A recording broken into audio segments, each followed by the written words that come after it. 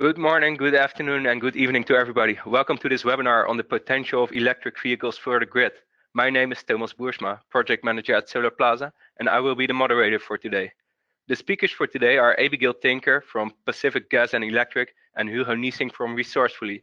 Without further ado, let's get started.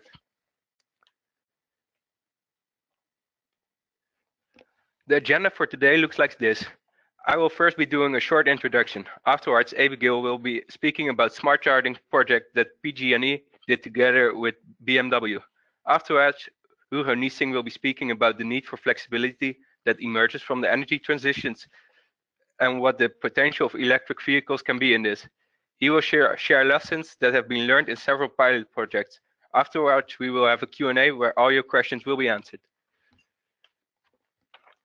We are organizing this webinar as a prelude to our event Blockchain to Business, which will take place 5 and 6 February in Amsterdam. This event will unravel the hype surrounding blockchain by presenting the real-world use cases of blockchain in the energy field. We will have more than 10 use cases and 30 interesting speakers and focus on the essential networking so that blockchain can work for your business right now. This webinar is also part of the Futuregrid Week, which has already started last Monday. We hosted another webinar on the use cases that blockchain enables for utilities. You can find the recordings of that webinar on our website. Additionally, we also released an update of our comprehensive guide to companies working with blockchain and energy. It includes now over 90 companies active in the field of energy and blockchain. This week, we also have a special offer. If you sign up now for our conference, you get the second ticket at half the price. This offer is only valid for this week, and we have a limited number of tickets available, so make sure to get yours. Just a small introduction for those who don't know us.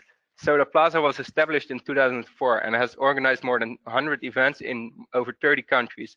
We aim to accelerate the energy transition through different conferences and trade missions.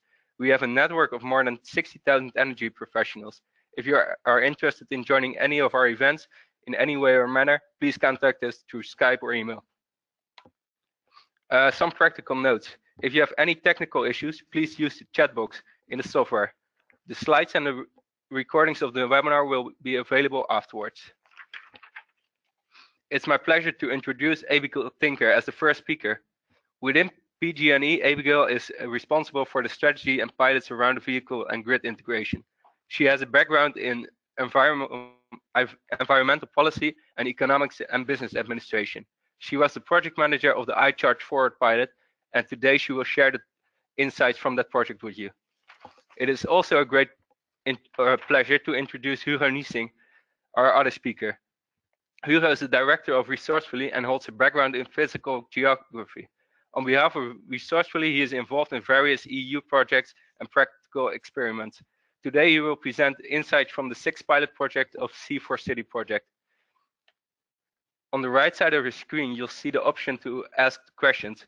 Please send us your questions through this box, and we will try to answer as many questions as possible after the 2 presentations. You can direct your questions to a specific presenter or send a general question. Here's a quick overview of our upcoming 3 events. For a full overview of our events, please go to solarplaza.com. I now hand the presentation rights to Abigail for the first presentation. Thanks, Thomas. Good morning, or at least it is morning where I am in California, and I am really pleased to be with you. Thomas, are we showing the slides from your screen or from my screen?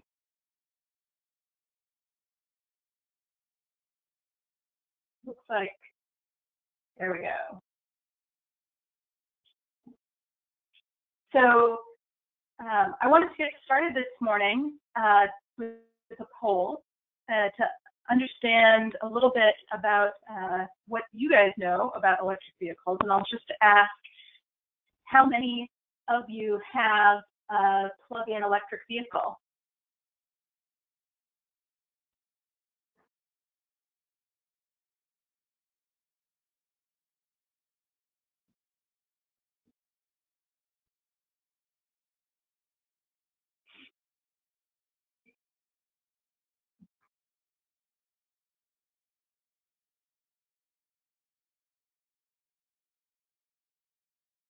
All right.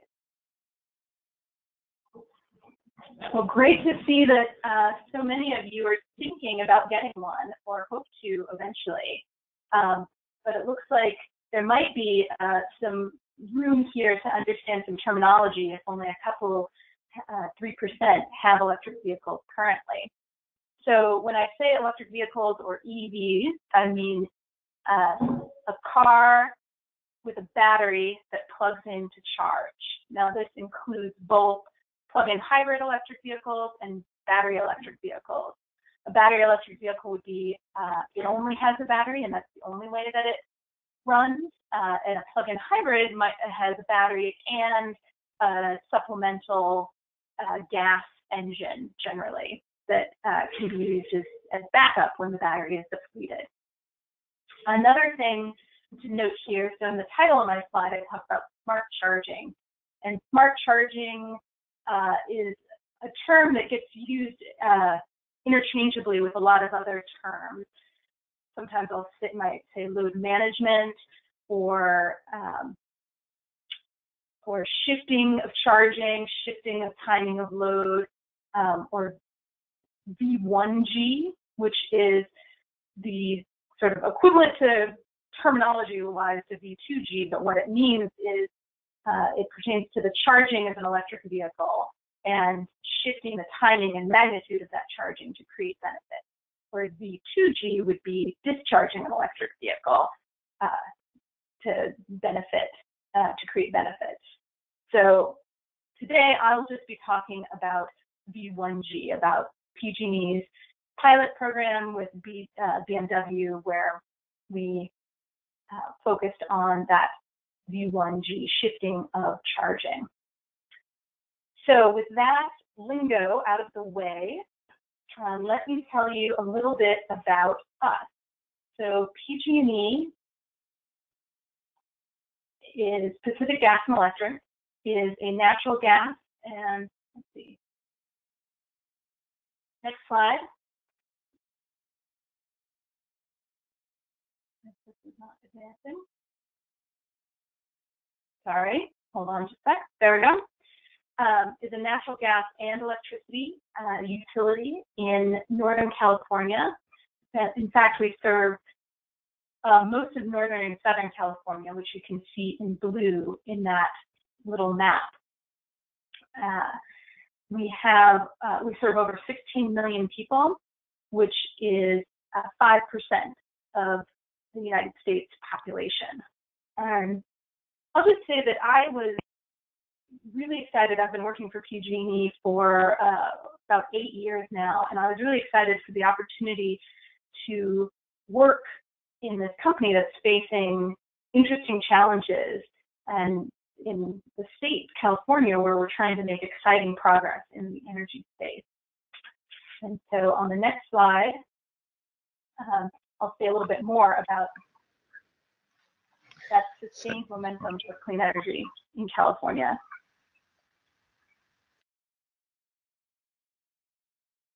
So PG&E's customers lead the nation in clean technology adoption, and California is targeting even more clean energy goals. So to start with solar, we have over 300,000 customers that have solar on their rooftop, which puts us #1 in the U.S. But at a state level, we want to move towards 50% renewables in the generation portfolio by 2030. Additionally, California wants to support energy storage and has set a goal of 1,300 megawatts of stationary storage projects by 2024. On the EV front, in PG&E service territory, there are 145,000 electric vehicles already. That ranks us #1 in the U.S., and in fact, we have 20% of the EVs in the U.S., just in our service territory. So that's 1 in 5 when we only have 1 in 20 of the population. We're adding about 3,000 EVs every month. That's a that it amounts to 5% of new vehicle sales. So it's already reaching a pretty impressive penetration in the vehicle market. But still, we'd like to see growth and accelerate that statewide. We have a goal of 1.5 million EVs by 2025. Proportionally, that would mean 600,000 in PG&E service territory. And we're not going to stop there. In fact, PG&E wants to be even more aggressive. Our CEO and President, Geisha Williams, recently announced that PG&E will work towards 2 million clean vehicles by 2030. And we draw that umbrella broadly to make room for natural gas and hopefully soon hydrogen vehicles as well. But to go from 145,000 up to 2 million in a little over a decade is a significant challenge. And why is this important to us as a utility? Certainly, we think it's an interesting opportunity for us business-wise, but also it could have a serious impact on our system. So PG&E's peak electricity use, the peak of electricity use in our territory, is about 22 gigawatts. So if all 2 million of those clean vehicles were EVs, and they were all plugged in and charging at the same time, charging at the sort of 7 kilowatt level of a level 2 charger. Some of you may be familiar with that terminology. So if all 2 million of those vehicles were charging, that would be 14.4 gigawatts. So over half. That would increase PG&E's peak electricity use by over 50%. So this could be really big on our system. And we're looking at a number of ways to both support adoption and manage that potential load. So on the next slide, I'll start talking about the design of PG&E's pilot with BMW, where we did this.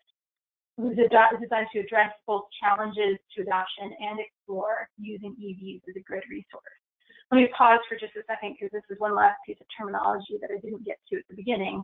Grid resource. This is a generic term that we use to mean distributed energy resource, something like EVs, or it could be stationary storage or solar that does something that provides benefit back to the grid. It modifies when or how it uses electricity or discharges in order to create a benefit. So it's a broad terminology, and I'll get to specifically what that meant for the case of this pilot.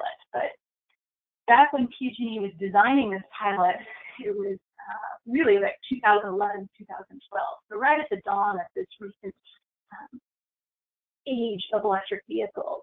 And we were looking at the landscape around us, where EVs were primarily owned by individuals, and more than 90% of the charging occurred at home. The real-world control of EV charging as part of a reliable resource had not been demonstrated at all. And customers were still wary to even adopt electric vehicles because of the high upfront cost and because they have range anxiety. So in looking at those things, we wanted to try and find ways to address the cost, to find a model where customers might get money for the grid services, the grid resource they might be able to provide with their electric vehicle, while also finding a way to make that EV a reliable resource. And we targeted residential customers and their charging at home because that's where it was. So the iCharge Forward pilot was born. We first started with an RFI to automakers in 2013 to gather information about what they would be interested in participating in, and then the RFP to actually select a partner for the pilot. And BMW was selected. And the pilot ran from 2015 through 2016.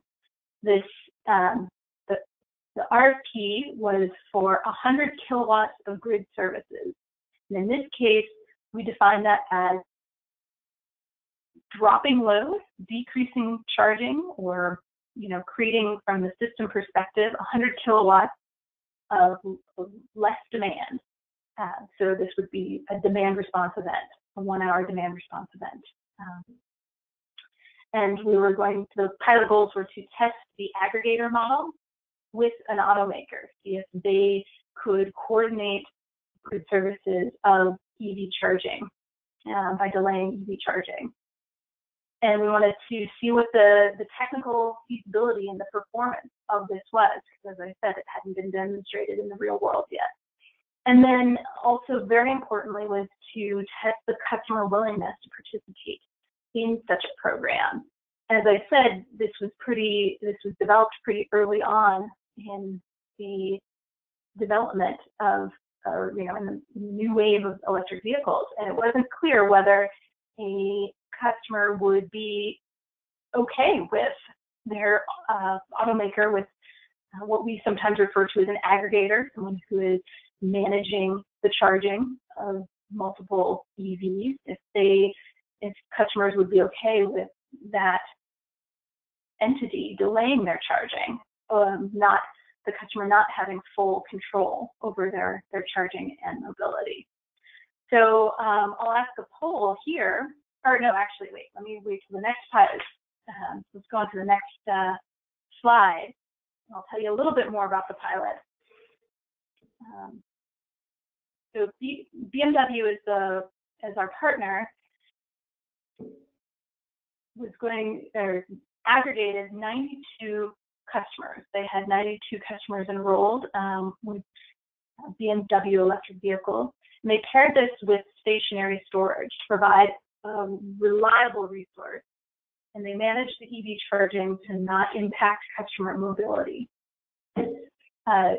So what happened during an event, during one of these 1-hour demand response events, BMW utilized their software and their telematic connection to the vehicles to understand which vehicles were plugged in and charging at the time of the event.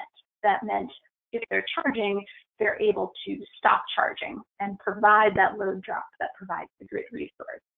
So once it had counted up all those vehicles available, the charging available, it filled in the rest of the 100 kilowatts with the stationary storage. It also notified the customer that this was going to happen and the customer would have the ability to opt out. That's a very important feature of any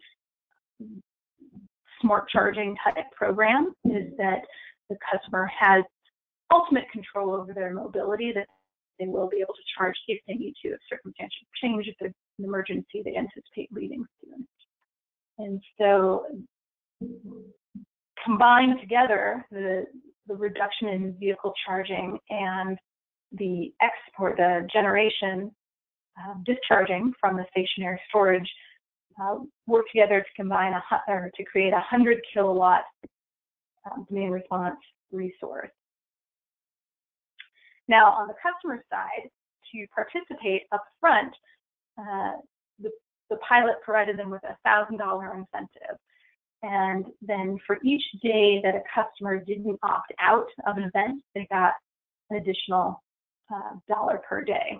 So now is when I want to ask this poll. Knowing what you know now, if you had an electric vehicle and this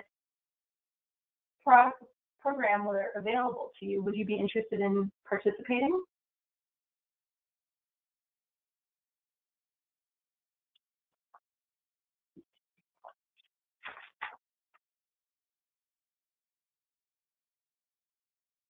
All right. Yeah, $1,000 seems pretty rich, and I'm sure, as with 96% of the rest of you, I would also be interested in participating too.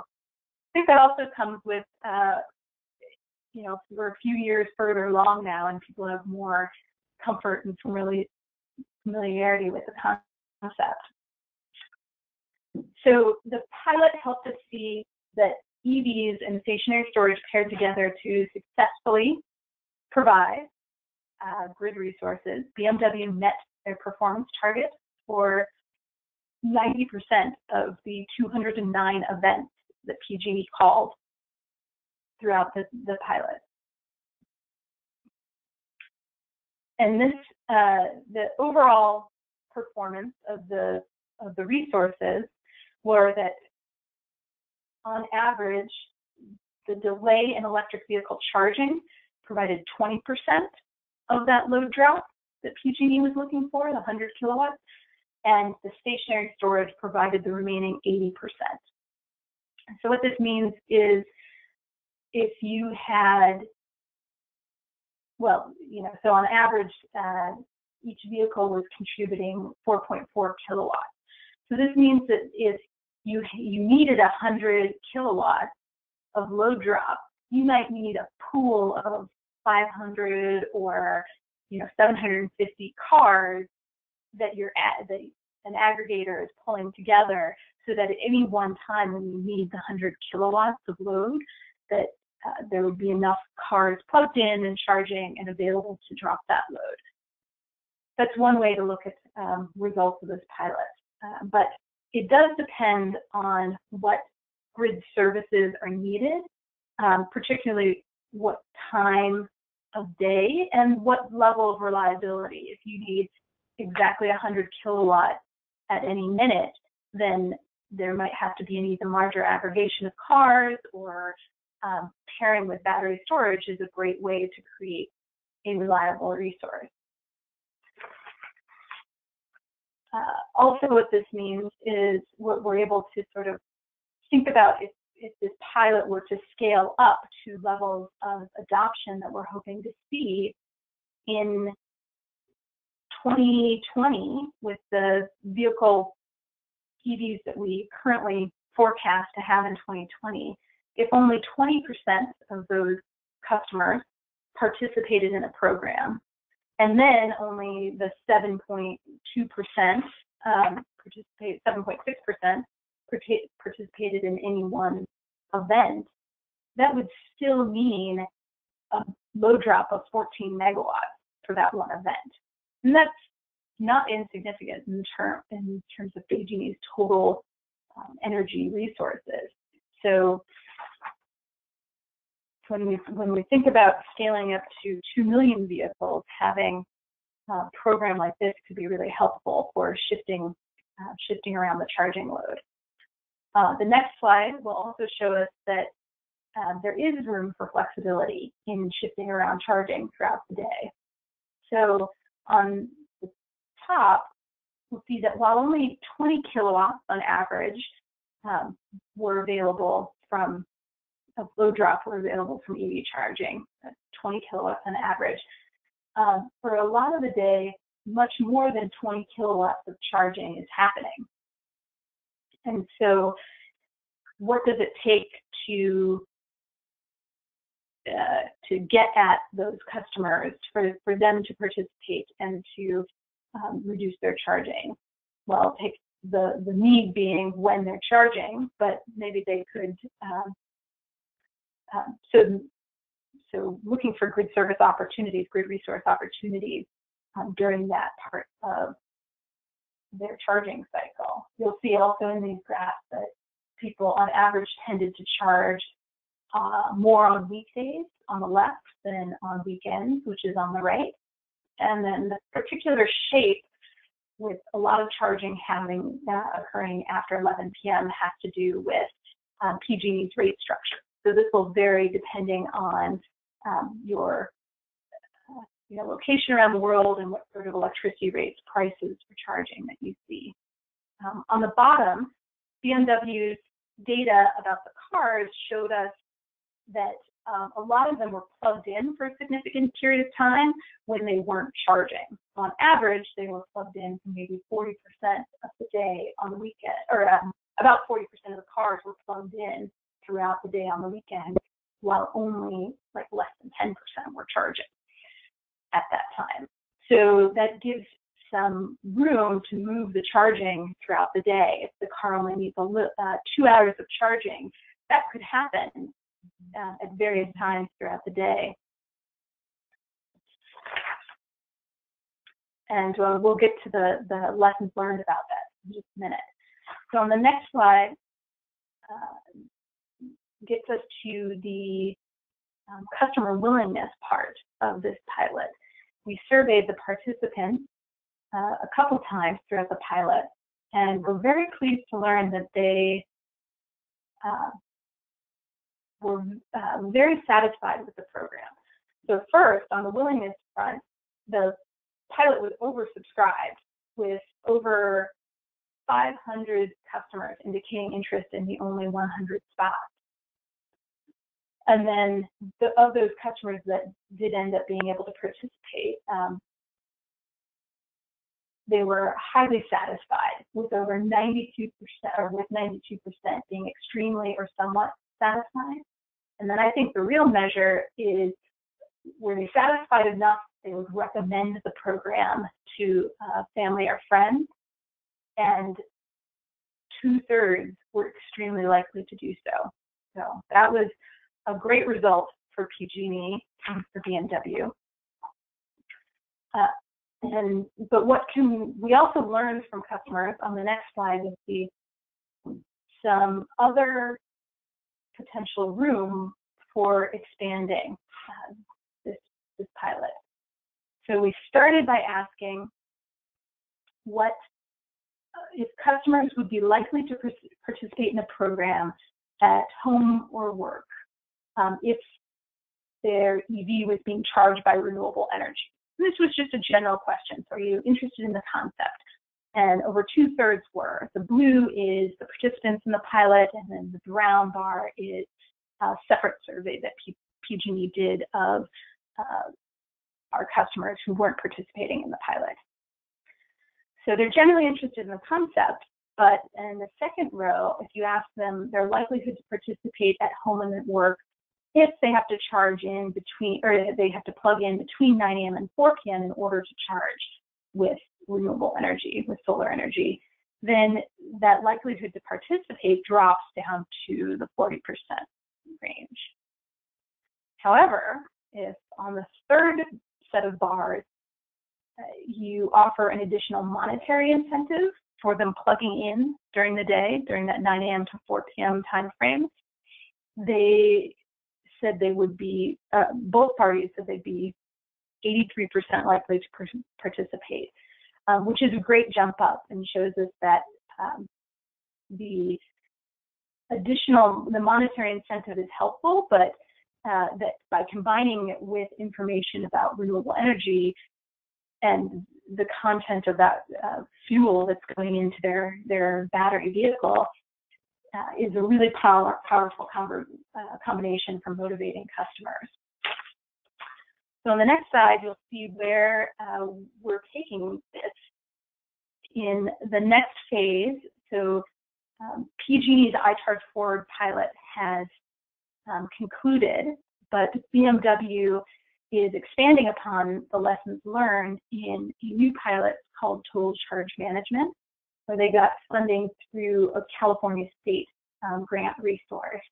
And they'll be expanding the number of customers, about 3 times as many customers, and they'll be looking at longer curtailments, more than an hour.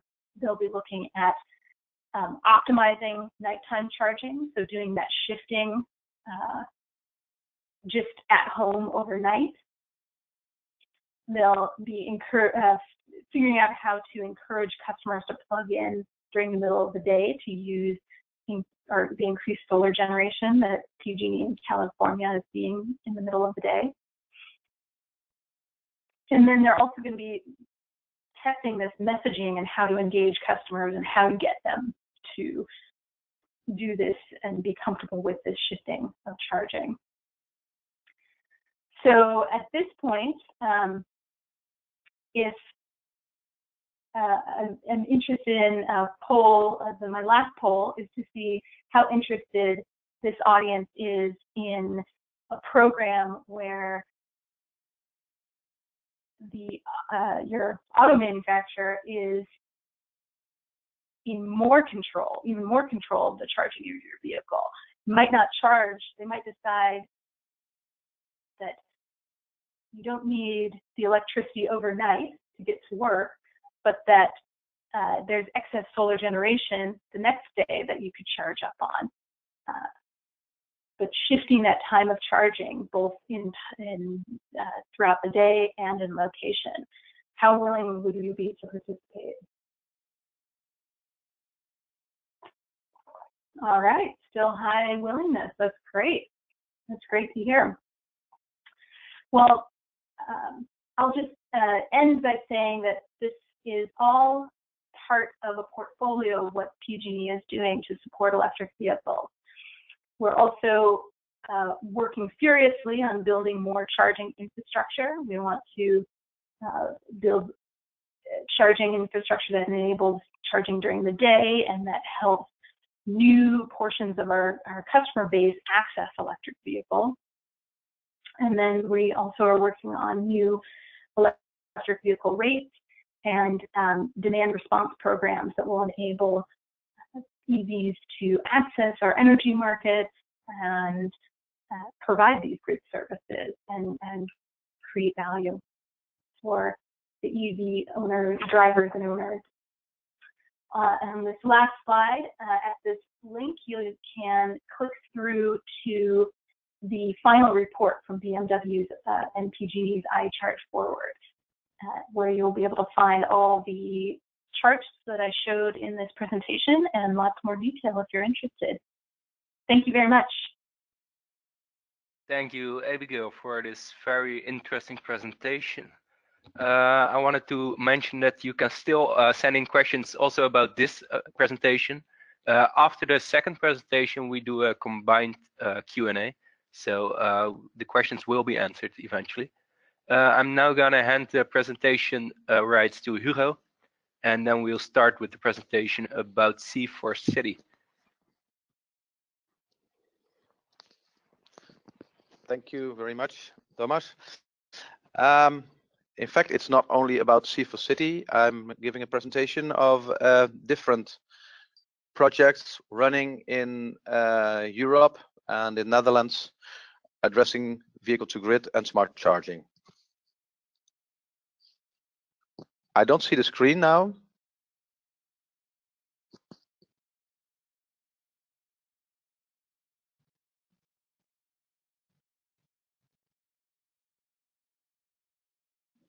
Okay. Okay. My name is Hugo Niesing. I'm working at Resourcefully. Next slide, please, Thomas.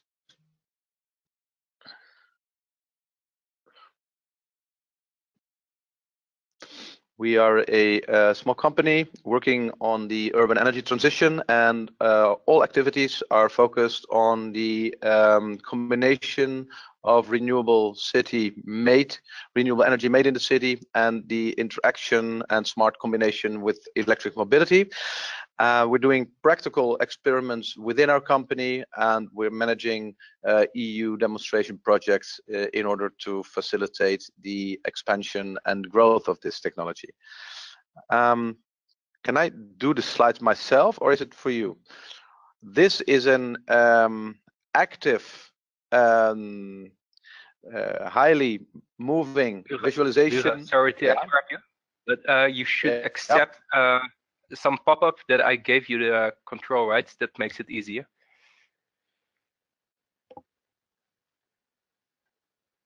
Did you see them? No. Okay. You should get one now.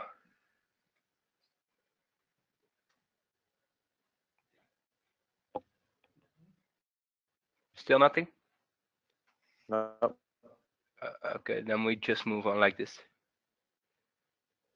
Okay. Can you go down one slide?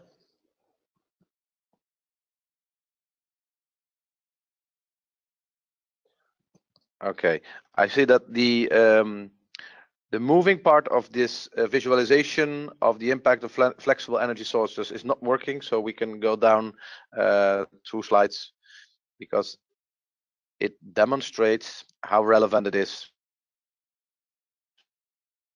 that storage and e-vehicles are coming, because flexible energy consumption is only partly possible. Okay, then we go to Amsterdam.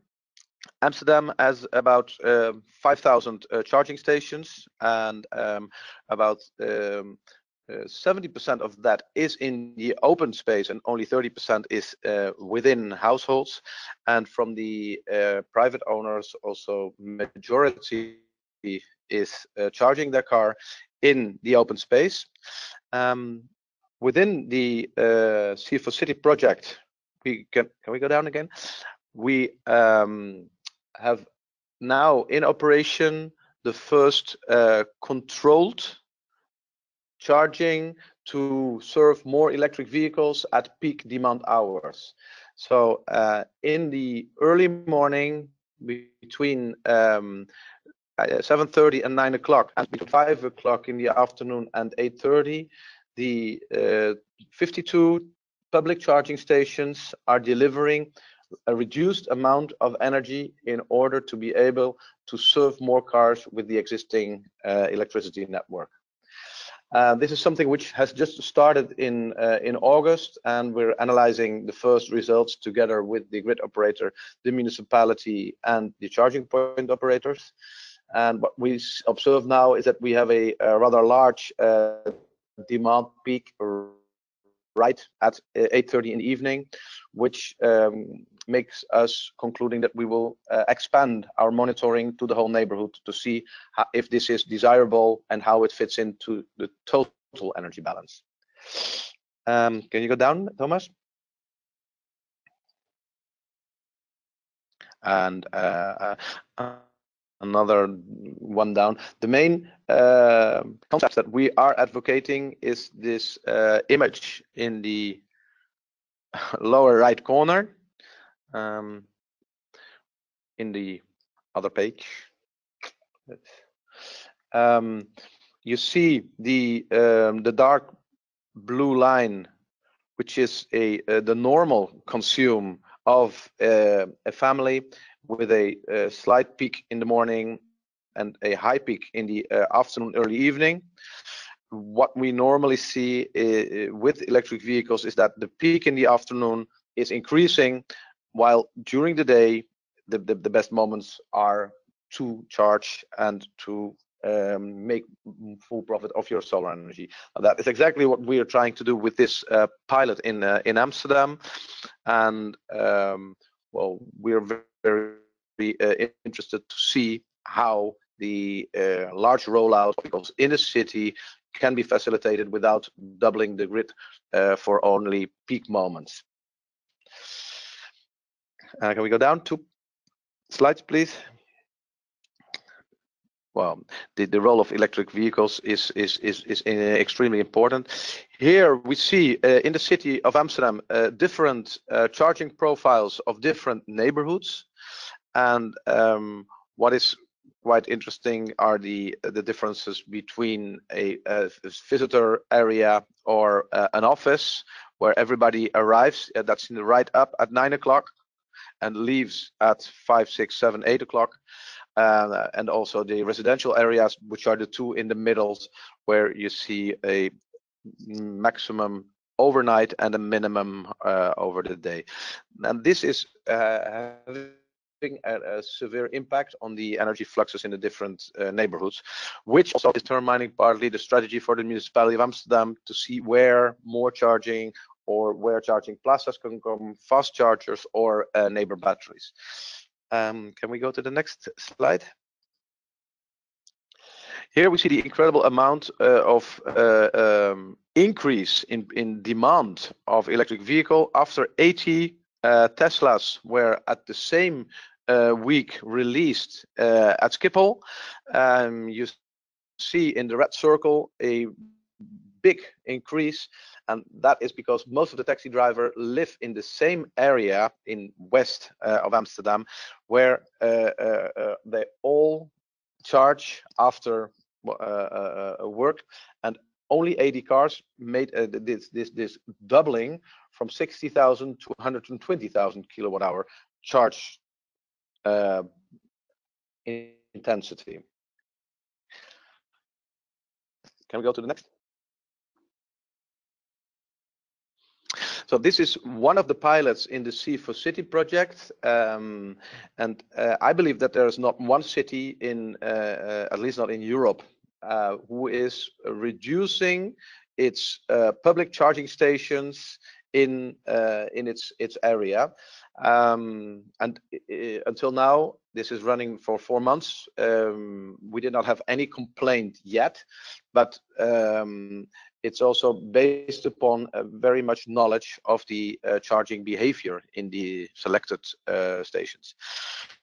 Over the last 3 years, we resourcefully, together with the grid operator and a clean tech company, we run a very small vehicle-to-grid system. And it started in 2014. On the left side, you see my houseboat with quite some PV panels. Besides, there is a small boat which is for traveling in the city and leisure. That boat has been made electric, and during the days it absorbs the surplus of solar energy, which then is being released again in the evening for family usage. So instead of using the CO2 intensive electricity from our national grid, we use now for a big part the energy coming from the sun, which we store and keep it local. Can we go to the next slide? It was a very interesting project, which demonstrated that the energy which was used from solar for a family can be doubled from 34 to 65, and the total amount that we depend of the grid also drastically reduced, especially in autumn and in spring. This was very beneficial because the biggest part of the day when the energy is there, the family is not there, so the storage makes most sense. In winter, we have a complete lack of solar energy, and in summer, the days last until 10:30 in the evening. Battery degradation is very, very limited after 3 years. And at the end of last year, the capacity of 10 kilowatt hours was doubled to 20, giving more autonomy and also a bigger range for the electric boat. And this was the first vehicle-to-grid system in the Netherlands and probably in Europe, and also the reason to organize the international V2G conference in March 2015, which was followed by a second one in 2017, all about the cooperation between electric vehicles, the distribution grid, and renewables. Can we go to the next slide? So this pilot was also the basis to set up a European innovation project. That's C4City, smart clean energy and electric vehicles for the city. We have a 5.1 million euro budget, and there are 6 different pilots under development. The coordination is with the Amsterdam University of Applied Sciences, and the cities where the demonstration takes place are visualized below. Can we go to the next?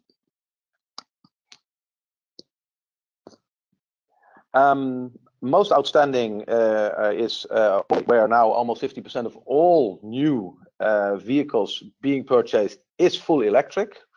Amsterdam is still number 1 in the world if you look to the development of the charging infrastructure, and Germany has a big amount of renewable energy. So the combination of these 3 capacities in one project makes also that these knowledge gets together in the pilots.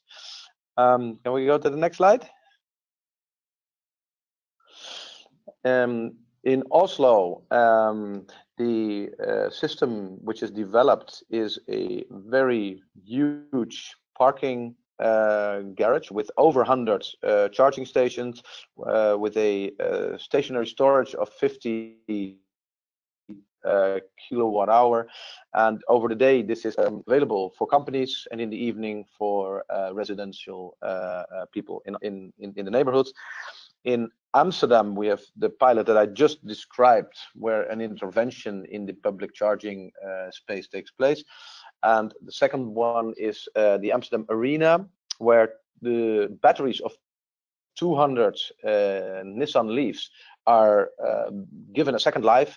They're supporting the unbalance in the grid, thereby replacing fossil fuel plants, but also during events they can shave the peaks using the storage coming from either their own solar resources or wind energy in the backland in the polder beside Amsterdam. These are the most outstanding and large systems. The idea with this project is that you can work with one building, one vehicle, and a couple of PV panels, making your own mobility and energy working together, optimizing your independence from the grid, and also optimizing the usage of CO2 neutral energy for both mobility, but also for the consume within the building. And so we have a very small system. We have in Belgium and in Leicester middle-sized systems with different vehicles and one or two buildings. One is a municipality depot, and then gradually they get larger, like Amsterdam in the complete public space, Oslo, and the stadium of Ajax, the Amsterdam Arena. Can we go to the next one? Now, from the 6 pilots, 2 are still under development. We made an inventory report, which is 280 pages long, and a summary, which is now available. If you go to the website and you send a request, we track the people who would like to have it and what for, but it's freely and public available. It provides you an overview of what the state of the art is, focused on Northwest Europe, regarding smart charging, regarding charging infrastructure development, regarding energy costs, regarding feed-in of solar or auto consume, and all kind of criteria needed to grow towards municipalities, districts, which become less energy dependent, focused on electricity. And a couple of other minor products are accessible as well. And if you want to be linked to our bi or tri-monthly newsletters, that's also possible. Can you go to the next slide, please? Well, what we are investigating are a vehicle for energy services. In the arena, we are now installing 10 V2G chargers, which are now also, and that will still take half a year or 4 years before this is operational. But these V2G systems can also actually support peak shaving. And if public comes for an event in such a large place, and their cars are being charged during low energy moments, and they can support the peak moments, this could be an interesting service of a vehicle towards the energy management in such a stadium. And at larger term, we also look to giving more services with stationary second life, but also electric vehicles within the neighborhood itself. The municipalities are all working on sustainable urban mobility planning, but also for renewable energy action planning. And what we try to do is to see how these two can be incorporated. Energy charging stations, especially when it's going to address larger fleets or buses, need to be well integrated with mobility plans. This is something we just started cooperation with a couple of other projects, and it definitely looks very, very interesting, because until now most departments work beside each other, having very limited interaction. Can we go to the next? This is another project which is funded through the European Research Program. Here we work together with the University of Utrecht, and here the integration of households which have solar panels, prosuming households, in a neighborhood, together with the whole energy fluxes, electric vehicles, but also their own consume, is the main focus. Can we go to the next? We focused on Amsterdam. You saw the little ring, and this is a island. It's not a, it's a peninsula. It's called the island in Amsterdam, and within this island, we connected 15 households, which all have PV panels. Through an innovative technology, we have real-time access to all their energy production and consumption data. And we go to the next. Together with the University of Utrecht, we made an inventory of the total amount of solar available on the island and the total potential. In this slide, you see in June, of course, this is in a high sunny part of the year. We see in green the production, and in blue the consumption, real time during each day. And the interesting thing is also that you really see how much you are over consuming when you have a PV installation. And the technology in the households allows interference, meaning if there's too much production, you can heat your boiler or charge your EV if it's within your behind the meter. And what we would like to do is to go also beyond the meter, because the potential of the island is rather huge. Can we go to the next?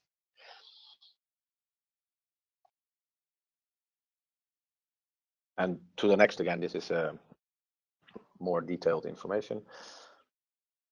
Together with the university, we looked how much energy could be generated if all surface was being used compared to the situation now. Can we go to the next? Well, here's again a aerial picture with the available PV at this moment. We go to the next.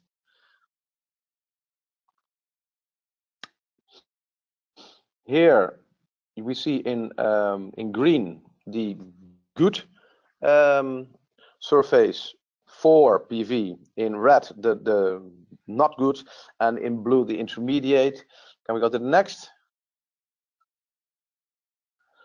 Here we see the in green, the green line, which is almost invisible, is the actual amount of solar installed on the island and the production in megawatt hours. In yellow, the potential if all the surface would be used, and in orange is the actual consumption. We see it on a monthly basis. So although the potential is rather large, at this moment the amount used is very, very small. And can we go to the next? This is mostly due to the lack of urgency by housing companies, the difficulties which both construction, housing, but also architects see for PV, leakage, cost, maintenance, which are mostly not really occurring if things are well done, but also house owners which do not have a roof versus those who have a roof, and they need to get consensus. So there is a very large social, because from a financial point of view, it is very, very interesting to install such technology on your roof. That's in front of us. And one of the most important things is also to show what is possible. That's what we are trying to do in these projects, together with the municipality and with the DSOs and with both the e-mobility and the renewable energy sector. Can we go to the next? Okay. I just gave a glance of 4 projects which are varying from scope, but the common factor is that we want to go towards a clean mobility fueled by clean energy and as locally made and independent as possible. And the technology can do it, but there are still some major steps to make. Now that's it. Thank you very much. I hope it was a bit Thank you, Hugo. Thank you, Hugo. Sorry for the technical difficulties. Now we have a shared Q&A, so I will unmute you both, and well, I will either direct a question to one of you or do it in general, and then you can both share your perspective on that. So the first question for Abigail is from John. He's asking, are you looking at bidirectional management of EV batteries for grid management as well, or is it just V1G at the moment? This pilot was just V1G. Separately, yes, PG&E is starting to look at bidirectional, that ability to discharge from the EV batteries. Currently in the US, there's no vehicles on the market that are able to do this, so this isn't something that's widespread and able to be supported in our service territory, but it's certainly something we anticipate coming. And so we're doing some testing to see the impact of that, to see that functionality as those types of EVs and chargers. Okay. Thank you.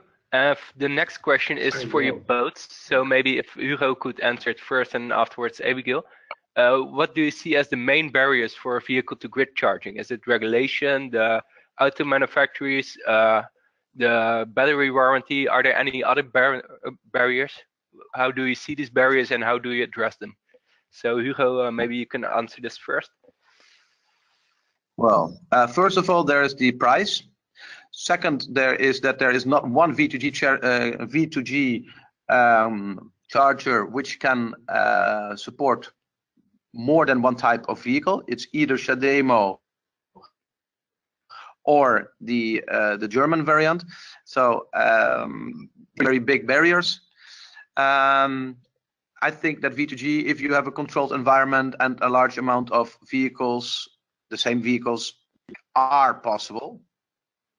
But in the public space and in a for individuals in the streets or I think there still is some time to go. Okay, thank you. And Abigail, of course, you have V1G, but you're thinking about V2G. Do you see any barriers to add to this? I agree with Hugo that a lot of it is the cost. When you implement V2G, it requires charger that is more expensive or is not available on the market, but is going to be new technology, is going to be more expensive, at least to start with. And then also often if someone was installing that at their house, it would require some upgrades to their electrical panel or other equipment at their house. And so you're looking at potentially several thousands of dollars.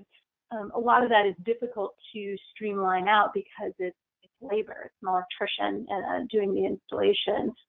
So the challenge will be, one of the main challenges will be whether or not there's enough value being provided by that vehicle to grid ability to justify installation of all the equipment needed to support it.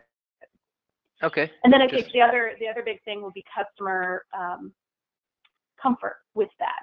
So once you deal with the battery warranty issue, are people comfortable with whether or not the exporting will impact the performance of their battery or the longevity of it? So that customer trust in being able to provide that service and not have it negatively impact them will be an issue. Okay. Another question from Paul, who could be directed at both of you. Most cars would charge overnight, so there's typically less stress on the grid at night. Hence, those few persons charging in daytime would really need to benefit of the range provided for. So I think what he wants to ask is if persons are away at daytime and the car is not connected, then is that a big problem? Abigail? For PG&E, we, in California, we've been aggressively installing renewables, and there's a significant amount of solar, both on people's rooftops and larger solar fields out in Central California, where we get lots and lots of sunshine. And so we are already in California seeing hours in the middle of the day that there's more generation than load. We call this overgeneration, where you can't where basically then you just have to turn off some of the solar and you're wasting renewable energy. So we in fact are looking to find the right EV customers that are able to plug in during the day and charge on that renewable resource. Yeah, exactly. Okay, and a question for Hugo. This comes from Mankour. Are there any forecasts on the speed of deployment for EV charging points in the future for behind and beyond the meter, as you mentioned in your presentation? So is there kind of a roadmap and a forecasted speed for that?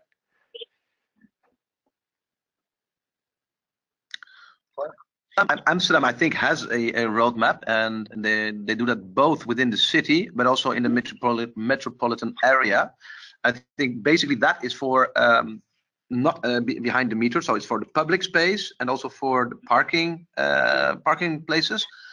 But I'm not sure. But Amsterdam sits beside me, so for new areas,